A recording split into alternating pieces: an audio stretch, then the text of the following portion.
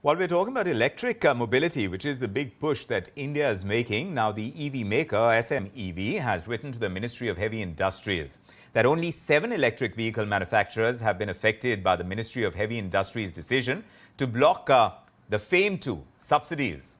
The audit has also revealed that electric vehicle makers have suffered more than 9,000 crore rupees by way of damage. Let's find out more about this. My colleague Sumita is joining us from Delhi. Sumita, tell us about EV makers and what exactly they are saying.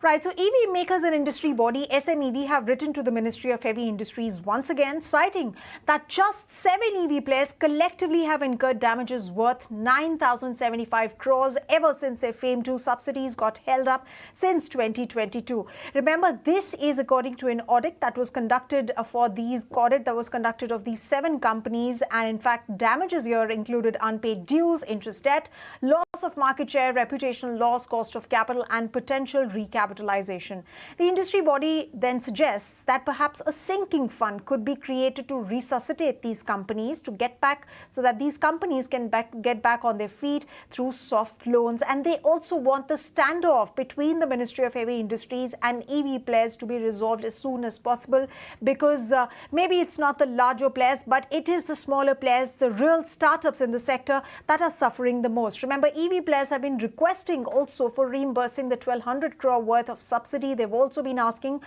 for allowing companies to list new models on the official NAB portal so that future businesses of these companies do not get impacted.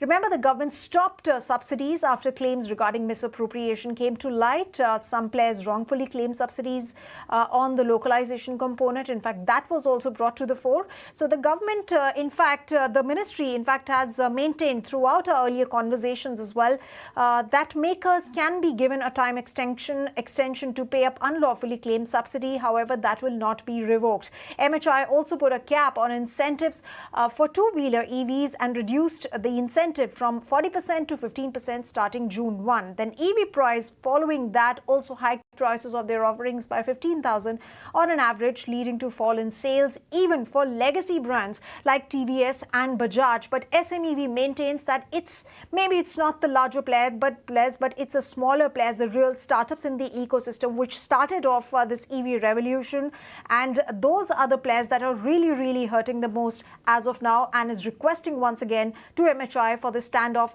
to be resolved. All eyes are now on the Ministry of Heavy Industries on what next steps does it really take.